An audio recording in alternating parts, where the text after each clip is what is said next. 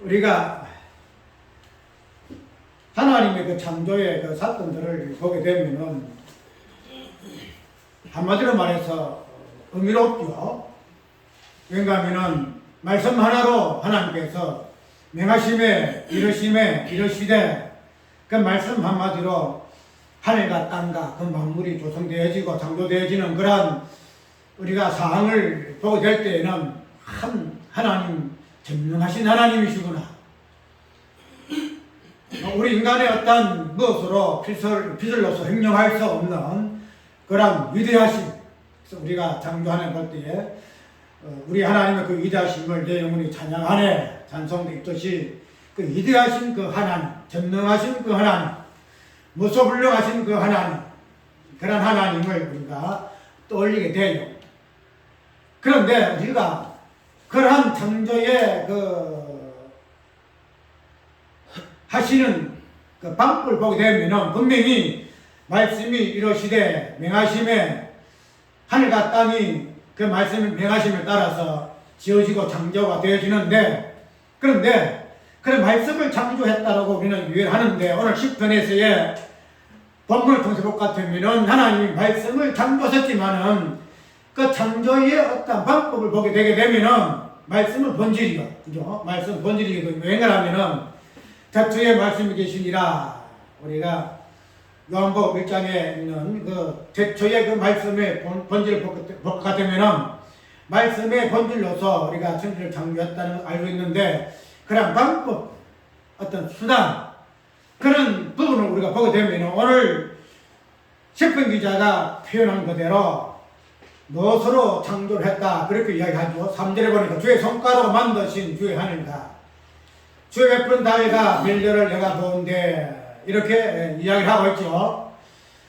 하나님께서 당신의 말씀의 본질로서 창조하셨지만은 그 수단과 방법에서는 당신의 이 손가락을 통해서 천지를 창조하셨을까 하는 부분을 보게 되면은 그 이유가 분명히 있어요. 이게 2절 하반절 보니까 1절 2장 2절을 그냥 그대로 읽읍시다. 주의 대적을 인하여 어린아이와 젖먹이의 입으로 말미암아 권능을 세우심이고 이는 원수와 보수자로 잠잠케 하려 하심이니이다.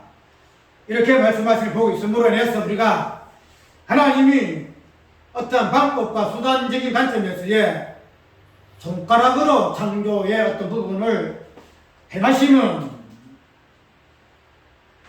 오늘 본문에서는 간단하게 원수와 보수자로 잠잠케 하려 하심이니다라고 그 이유를 설명하고 있죠. 왜 하나님이 천지 창조를 하실 때에 손가락으로, 특별히 오늘 보면 손가락이로 이 부분이 있는데, 그 앞을 보게 되면은 어린아이와 젖먹이와 그들의 입으로 말미암아 권능을 세우셨다라고 말하고 있음을 보게 되는데, 어린아이와 젖먹이의 입이라는 이 부분들이 하나님의 손가락으로 표현되고 있음을 우리가 알 수가 있는데, 왜 어린아이와 그들의 젖먹이의 입으로, 그 다음에 하나님의 그 손가락으로 당신이 그 창조의 사역을 행하셨을까 하는 이 부분을 보게 되면은 아까 읽은 그대로 원수의 입을 잠잠케 하고, 원수의 입을 잠잠케 하고 보수자로 잠잠케 하기 위해서 하나님께서 손가락으로 천지를 창조했다, 이렇게 이야기를 하고 있다는 거죠. 우리가 어린아이와 젖먹이의 입이라 또 손가락이라는 이런 표현은 하나님의 그 위대하심, 전능하심, 높으심, 그런 창조주 하나님의 어떤 모습에서 뭐랄까요? 한없이 낮고 낮은 그런 하나님의 그 어떠하심의 부분들을 설명하는 그런 표현으로서의 어린아이의, 그 다음에 젖먹이의 입, 그 다음에 주의 손가락, 그 뒤에 쭉 나오게 되면은 인자라는 이런 개념을 통해서 표현하고 있음을 볼 수가 있습니다. 왜 그러면은 이렇게 낮은 어떠함의 모습을 통해서 창조의 수단과 방법을 표현하셨을까?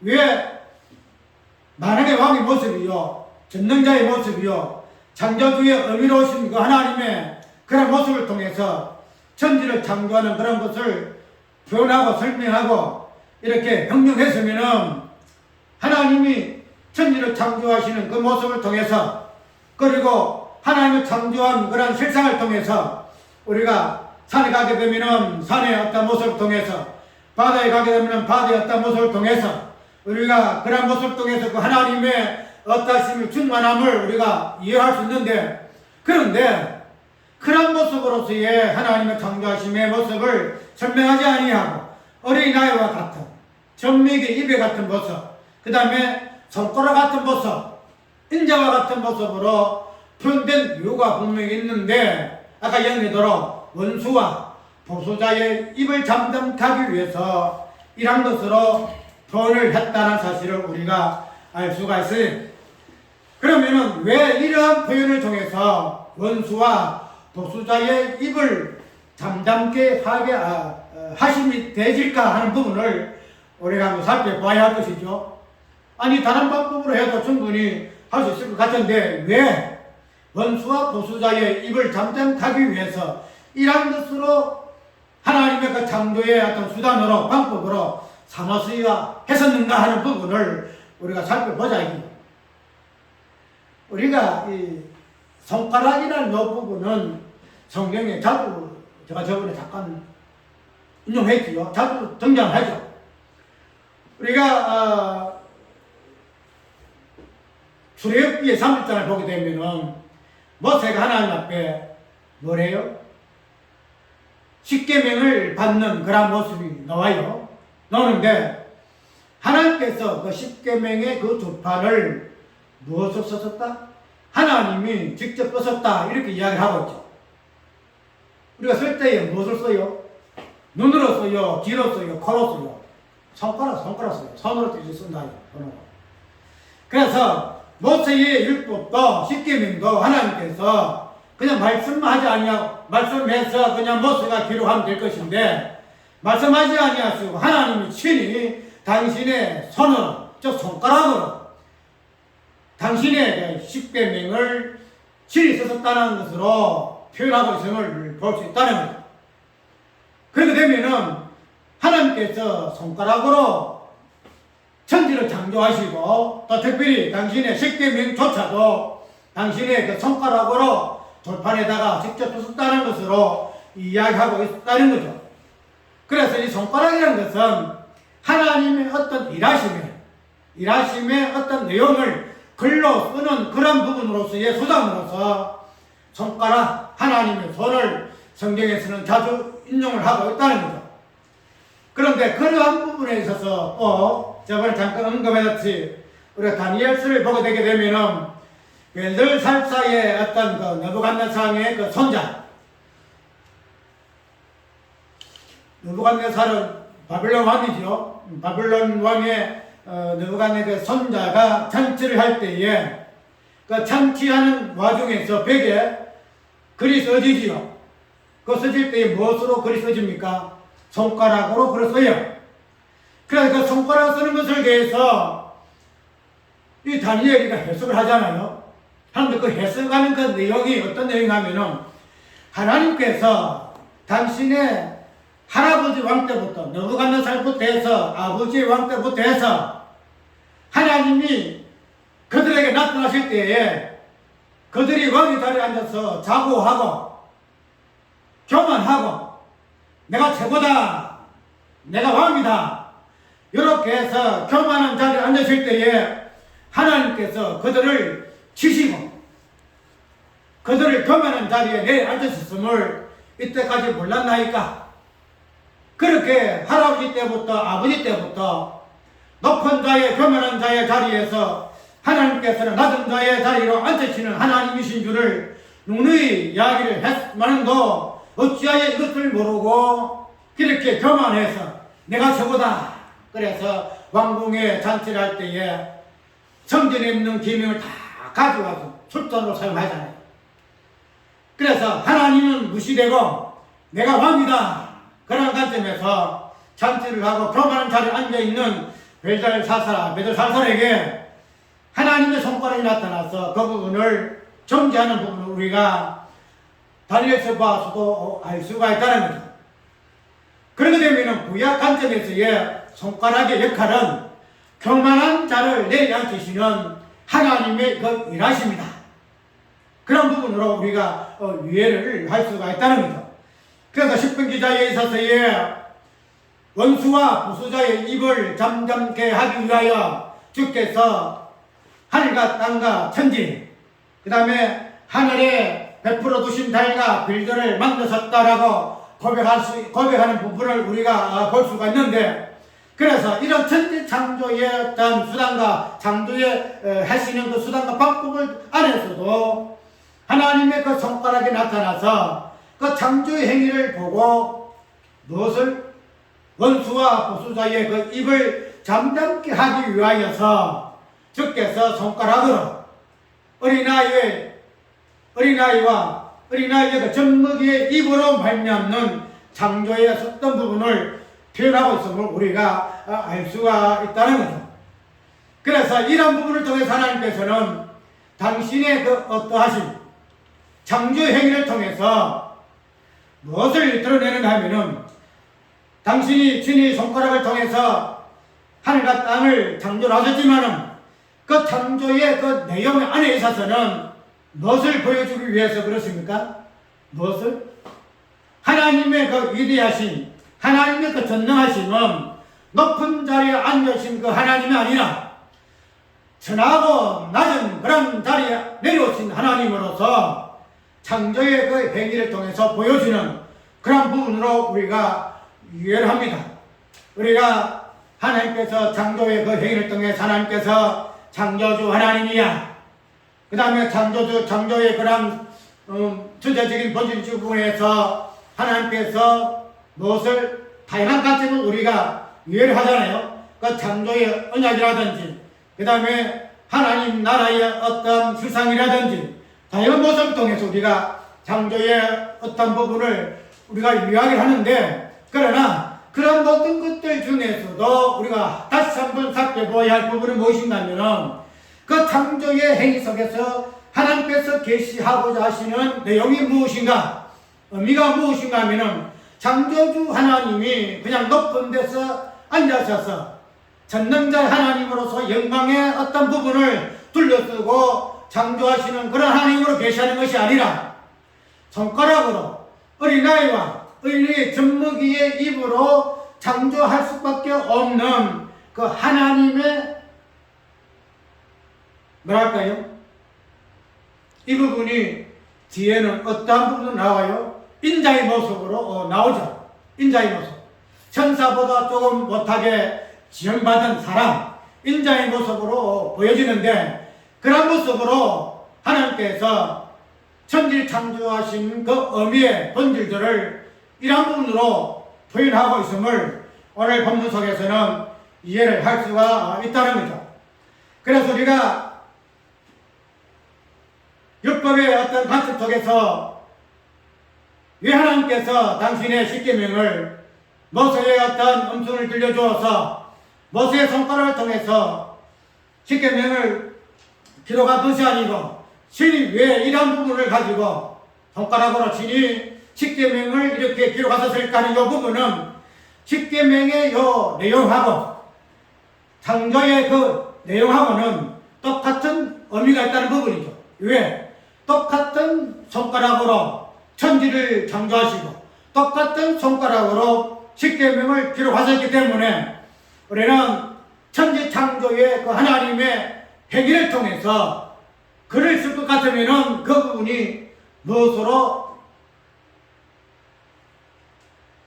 보여줄 수 있느냐 하면은 10가지 계명으로 보여줄 수 있다 이 말이죠. 지금 해서 하늘과 땅과 모든 만물의 창조의 본질적인 부분은 하나님께서 모세에게 십계명을 써서 그 조건에 써서 주신 그 내용과 일치가 된다는 거예요.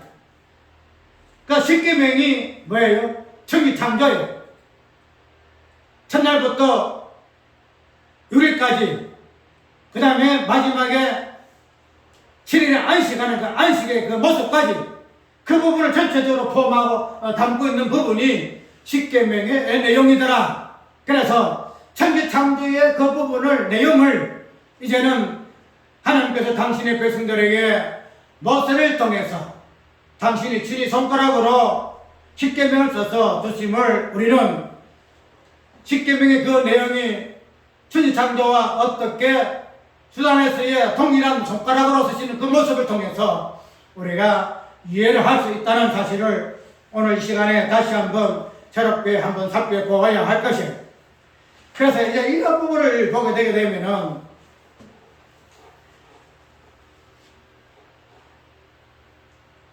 오늘 본문 속에서 두 번 언급된 부분이 있죠.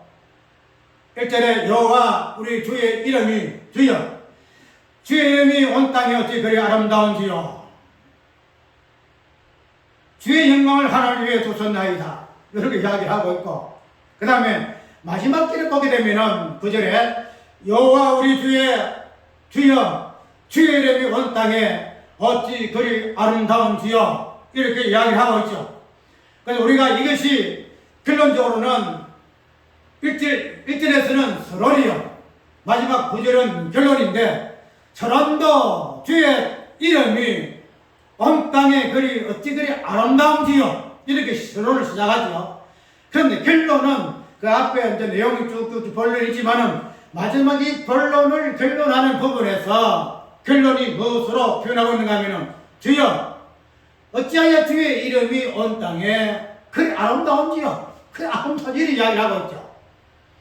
그래서 하나님께서 당신의 천지 만물을 어린아이와 젖먹이의 입으로 주의 손가락으로 인자라는 이러한 모습으로 창조하신 그 목적 자체는 무엇을 배경으로, 무엇을 목적으로, 무엇을 지향하고 있음에서의 의미인가를 보게 되면은 주여, 주의 이름이 온 땅에 어찌 그리 아름다운지요, 이것을 위해서 하나님께서 어린아이와 젖먹이의 이와 손가락으로 인자의 개념을 가지고 당신이 천하 만물을 창조하셨다. 율법의 십계명을 손가락으로 쓰신 이유가 바로 여기 있다는 거죠. 주여, 주의 이름이 온 땅에 어찌 그리 아름다운지요.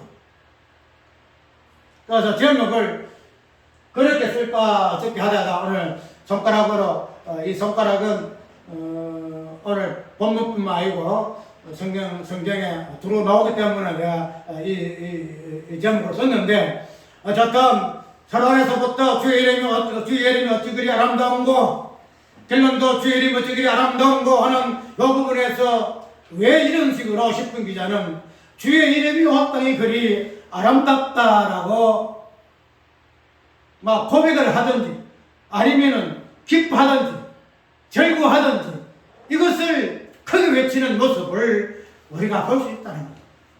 이유가 어디 있을까? 우리는 보통 보면은 하늘은 성부 하나님의 어떤 일하심이 거의 많잖아요. 성부 하나님.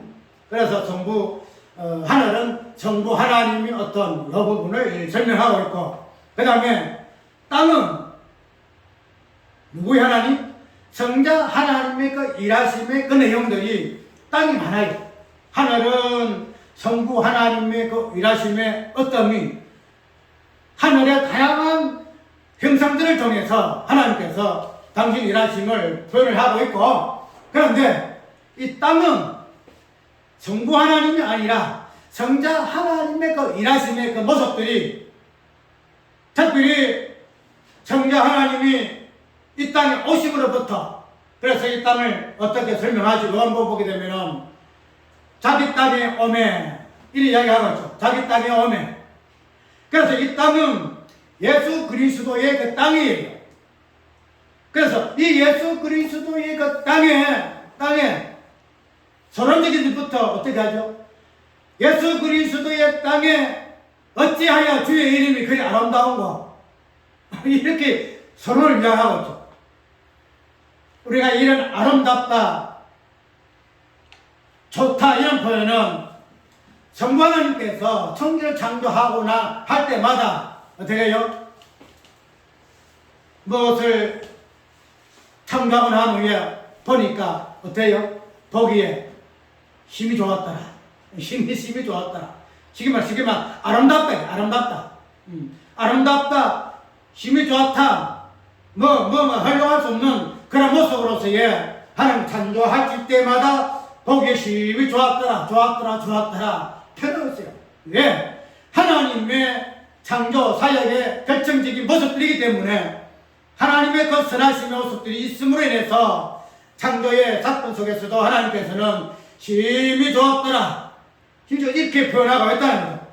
그런데 이제 정작 하나님께서 이 땅, 자기 땅에서 행하시는 하나님의 그 성자 하나님의 그 창조하심의 그 모습들도 보게 되면은 어때요?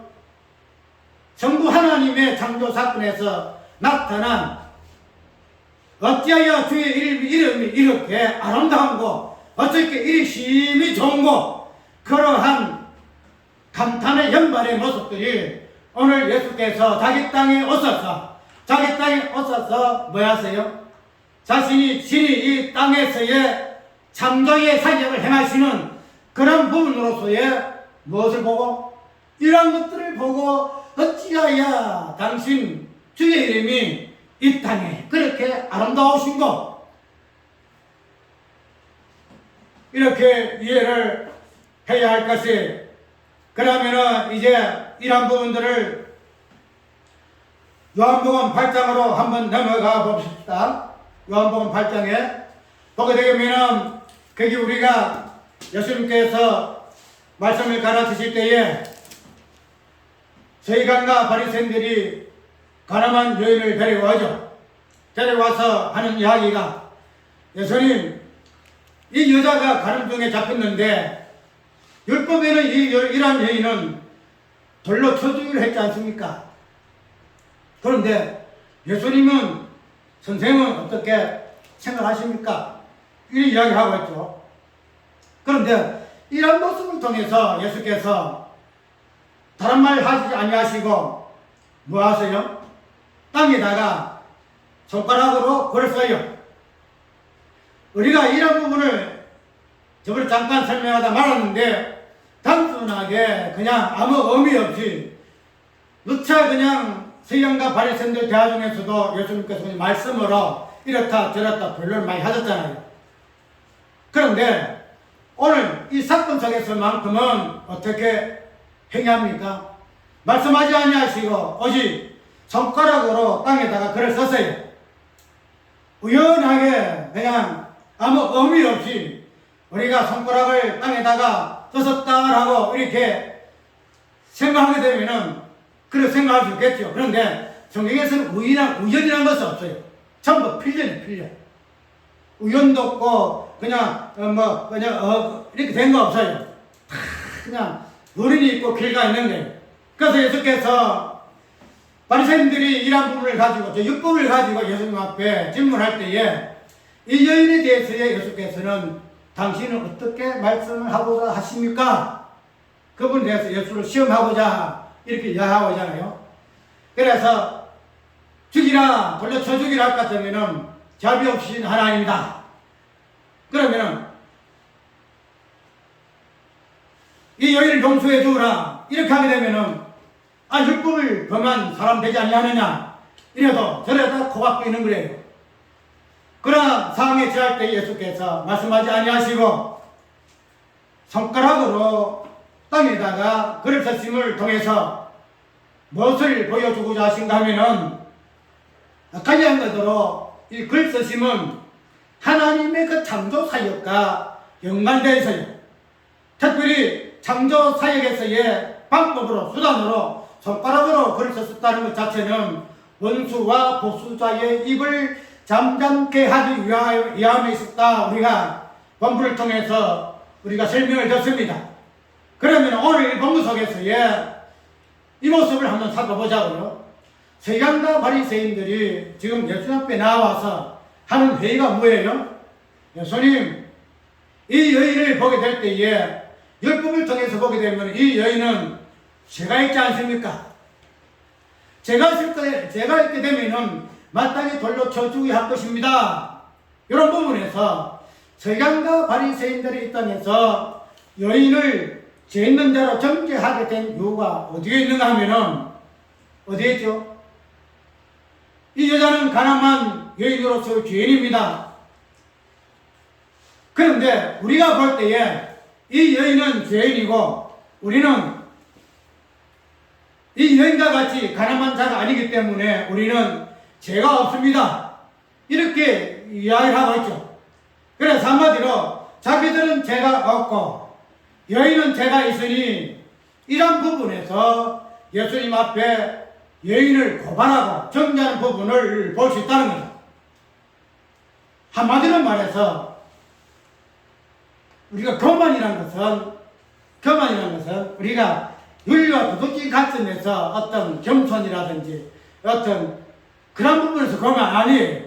교만 자체는 본질적인 부분에서 누구에게 속한 속성이에요? 마귀에게 속한 속성이에요. 마귀에게. 그래서 마귀가 이런 속성이 있기 때문에 하나님같이 되고자 하여 그래서 선악과를 따먹었다 성경은 이야기하고 있잖아요. 그래서 교만은 근본적으로 하나님과 같이 되고자 하는 마귀의 본능적인 속성이다. 그래서 성경은 교만 자체를 정죄한다는 사실을 우리가 알잖아요. 교만은 패망의 선봉이고 자문수야. 패망의 선봉이요. 단순하게 망하는 이런 것이 아니다 말이죠. 교만의 본질을 통해서 무엇을 이야기하고 있습니까? 마귀를 이야기하고 있다는 겁니다. 그래서 이런 부분에서 지금 바리새인과 서기관들은 어떤 위치에 있어서 이 여인을 고발하고 정죄하고 있는가 하면은 어떤 위치에 있어요? 마귀의 위치에 있어요. 마귀의 위치. 마귀의 위치에 있어서 누구를 정죄합니까? 이 여인을 정죄해요. 그래서 마귀는 나는 죄가 없어. 다 알잖아요. 죄가 없으니 아담에게도 따먹어요. 그래서 죽지 않아. 죄가 없으니 따먹어. 이렇게 이야기하잖아요. 그래서 이 사두개인과 바리새인과 서기관들도 여인을 고발한 그 뒤편에는 뭐가 있는가 하면 나는 우리들은 뭐가 없다? 죄가 없다는 거예요. 죄가 없다. 죄가 있어야 하나님 앞에 겸손히 엎드려서 나는 죄인입니다. 나는 창조주 하나님은 아닙니다. 나는 피조물이에요. 이런 고백이 나올 것인데 나는 죄가 없으니 당신이 죄가 없는 것 마찬가지로 나도 죄가 없어요. 나도 신이에요. 나도 영원히 사는 존재예요. 그런 것이 마귀의 속성이더라 이 말이에요. 그래서 교만이라는 것은 윤리 도덕으로 저 사람 겸손해 교만하지 아니하고 겸손한 사람이야 이거 아니라는 거죠. 마귀적인 부분에서 저 사람은 마귀의 속성이 있는 사람이야 마귀 속성이 없는 사람이야. 더 길게 설명할 거 없고 이 사두개인과 바리새인들은 예수님 앞에 나오는 그 이유가 우리들은 죄가 없습니다. 이 여인은 죄가 있습니다. 그러면 예수 당신이여 이 부분을 어떻게 판결하시렵니까? 이런 부분을 몰고 나온다는 거죠. 우리가 율법적인 관점에서 보게 되게 되면은 분명히 이야기했지요. 율법의 어떤 십계명도 하나님께서 직접 손가락으로 쓰신 말씀이다. 그래서 그러한 부분들은 본질적인 창조의 그러한 본질과 동일한 개념으로 우리가 유의해야 할 것이다. 이렇게 이야기하고 있잖아요. 그런데 우리가 율법을 그러한 관점에서 보게 되면은 오늘 이 바리새인들이 율법을 어떻게 이해를 했는가 하면 즉 율법을 통하여 자기들을 어떻게 보았는가 하면은 율법은 어떻게 되죠? 율법은 죄가 있다 이렇게 이야기하잖아요. 율법은 하나님 우리에게 율법을 주신 목적은 뭔가 하면은 죄가 죄되게 하기 위해서 숨어있는 죄를 드러내기 위해서 하나님께서 율법을 주셨다는 거죠. 그래서 이러한 하나님이 주시는 그 죄를 통해서 내가 죄가 있다 그런 부분을 통해서 뭐돼요? 상대방을 보게 되면은 참 이게 엄해요. 내가 죄가 없다 하는 관점에서 상대방을 보게 되면은 상대방이 죄가 있어버려요. 너는 죄가 없고 상대방은 죄가 있어. 내가 죄가 없다 하면은, 그래 지금 바리새인들이 여인을 고발한 이유가 뭐예요? 이 여인은 가늠한 여인이 가늠죄가 있고 우리는 가늠한 자가 아니다, 죄가 없다 이거야. 그래서 자기들은 죄가 없다는 관점에서 여인을 보게 되니까 뭐예요? 여인이 죄가 있더라 이 말이죠. 죄가 있습니다.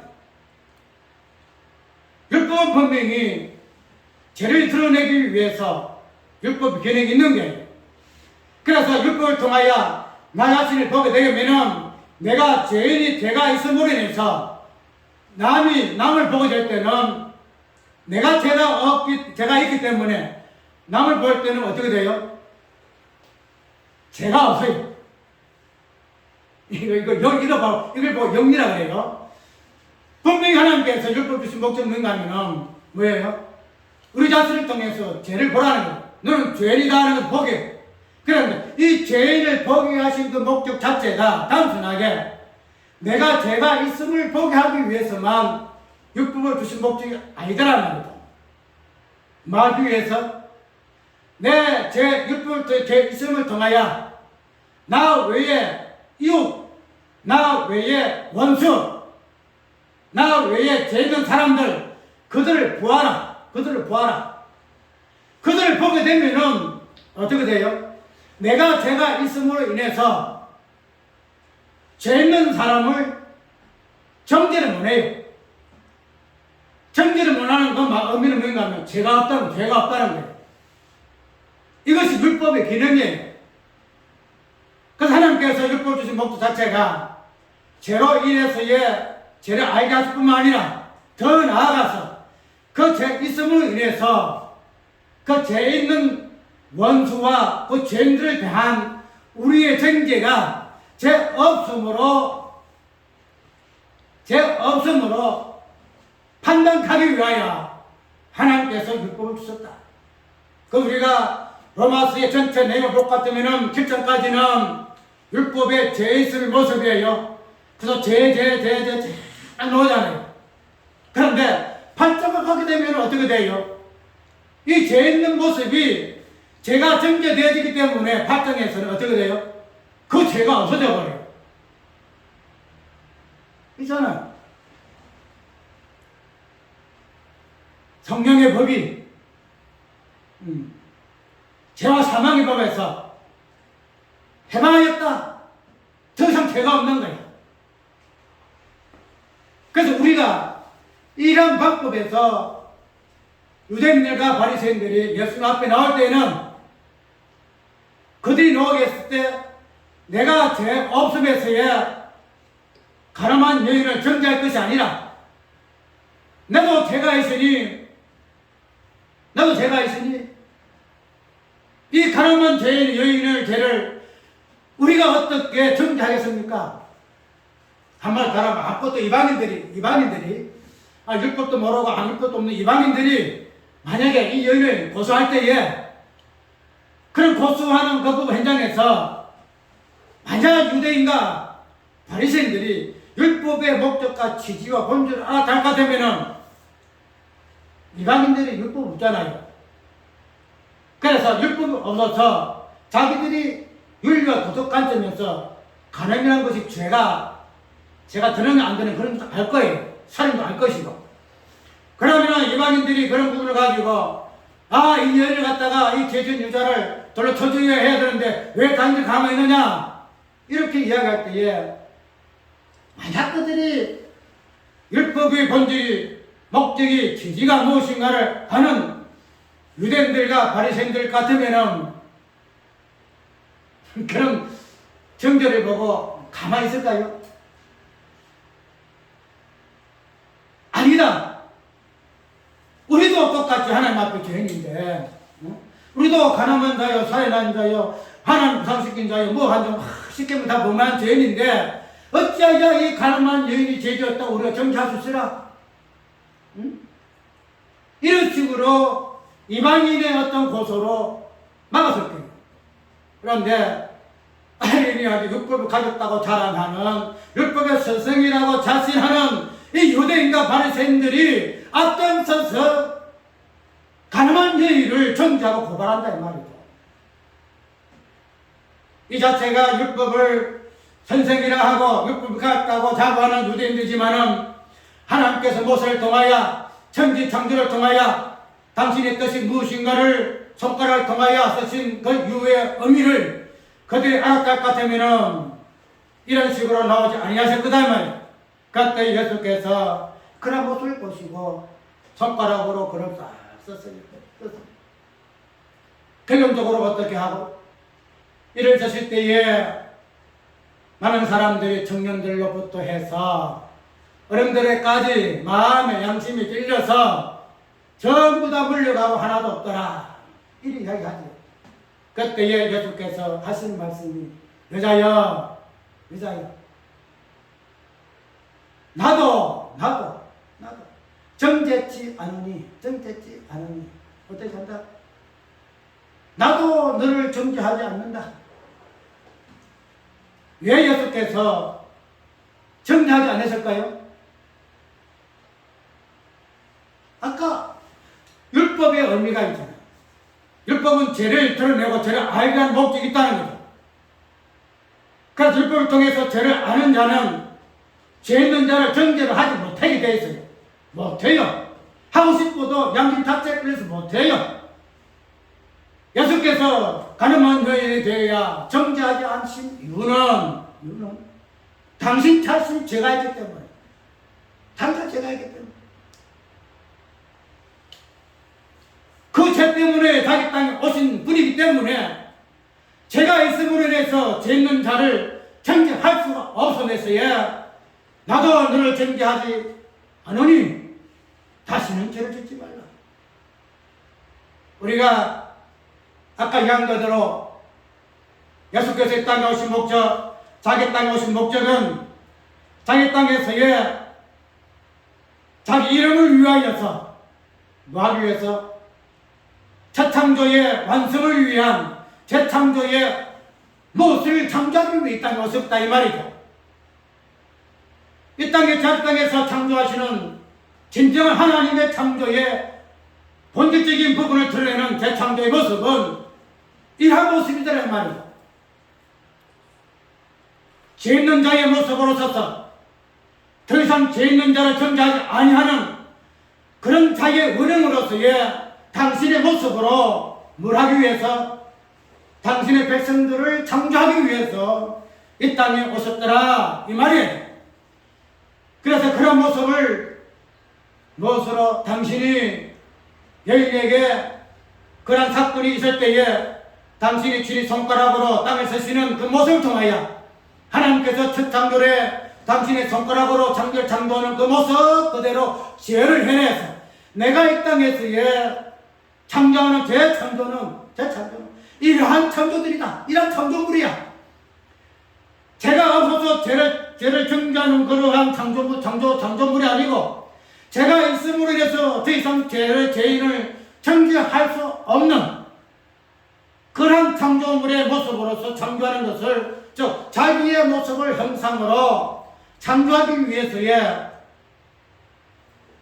모습을 드러내기 위해서 주께서는 여인의 그 사건 속에서 손가락으로 글을 쓰셨음을 우리는 이해를 해야 한다는 거죠. 그렇기 때문에 오늘 우리는 시편 기자의 주여 주의 이름 어찌 온 땅에 그리 아름다운지요 하는 요 고백이 예수님께서 이 땅에 오셔서 특별히 여인의 사건 속에서 당신이 글을 쓰심으로 말미암아 당신이 창조해 하신 그 모습 본질들이 어떠한 모습을 드러내는 모습인가 하는 부분들을 드러내게 될 때에 그러한 창조물을 통해서 첫 창조의 조심을 하나님이 좋다 심히 좋았다라고 선하신 것 같이 시편 기자도 예수께서 자기 땅에 오셔서 새롭게 창조하시는 그 모습을 보고 즉 죄 있는 자의 모습으로 죄를 정죄하지 아니하는 그런 새 창조의 그 모습을 통해서 그런 창조하신 예수 그리스도의 이름이 어찌 그리 좋은지 그 창조를 보니까 그 창조하신 예수 그리스도의 이름이 그렇게 좋다는 거야. 그 좋은 거야. 주의 이름이 어찌 그리 좋은지요. 단순하게 다윗의 어떤 시편의 노래의 내용이 아니고 예수께서 당신 주인 이 땅에 오셔서 새 창조의 하나님으로서 어떠한 모습으로 새롭게 창조를 이루시는가, 그런 이루심에서의 주의 이루심을 시편 기자는 이렇게 처음에서부터 마지막까지 주의 이름이 어찌 땅에 그리 아름다운지요. 새롭게 새 땅에서 자기 땅에서 창조하시는 예수 그리스도의 그 아름다운 이름을 노래하고 있으면 오늘 본문 시편 8편의 내용인 것을 우리가 알 수가 있다는 거죠. 우리는 이 땅에 주께서 당신의 모습, 당신이 죄인의 모습으로, 그래서 죄 있는 자를 더 이상 정죄하지 아니하시는, 그래서 율법의 죄를 드러내서, 그래서 율법에 의하여 죄 있는 자가 되셔서 8장에 넘어가서 더 이상 율법의 정죄에서 벗어나 죄 없음을 선포하는 율법과 복음, 그런 부분들을 온전히 성취적인 부분에서 우리에게 보여주는 그런 부분으로서도 우리가 이해할 수 있는 부분이다 이 말이죠. 그래서 이제 우리는 주께서 손가락으로 땅에 글을 쓰시면 낮고 천한 땅에서 당신이 재창조의 그 사역 완성을 설명하시고 그 모습이 죄 있는 여자의 모습이고, 죄 있는 여자의 모습이고, 그 다음에 그 죄인의 몸으로 오신 예수 그리스도의 모습으로 우리가 이해를 해야 할 것입니다. 단순하게 시편 기자와 특별히 요한복음의 그 8장의 그 내용 그 자체를 우리가 연결을 해서 손가락의 의미가 주께서 여인에게 그래다가 땅을 드신 그 모습 속에서 무엇을 설명하고 있는 것인가. 그 다음에 시편 율법의 십계명을 하나님께서 손가락을 떠신 그 모습과 이렇게 연결 짓게 보게 될 것 같으면은 율법과 천지창조, 첫창조의 모습, 그 다음에 십계명의 그 구약 10가지 계명의 그 돌판이 예수 그리스도의 이 땅에 오신 복음의 그 내용과 어떻게 일치가 되어지는 하는 부분을 우리가 볼 수가 있습니다. 그래서 하나님께서 교만한 자리에 앉지 아니하시고 당신이 신이 인자가 되셔서 첫 창조도 그 다음에 이 땅에 자기 땅에 오셔서 창조의 부분을 완성하신 그런 부분으로서의 교만한 자의 어떠함을 책망하시고 심판하시고 그런 부분들을 주께서 어떻게 정죄하시는가.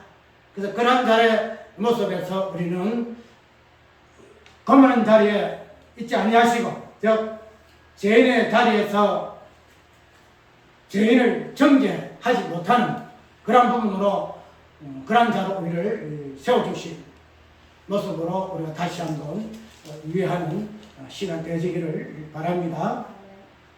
기도합시다.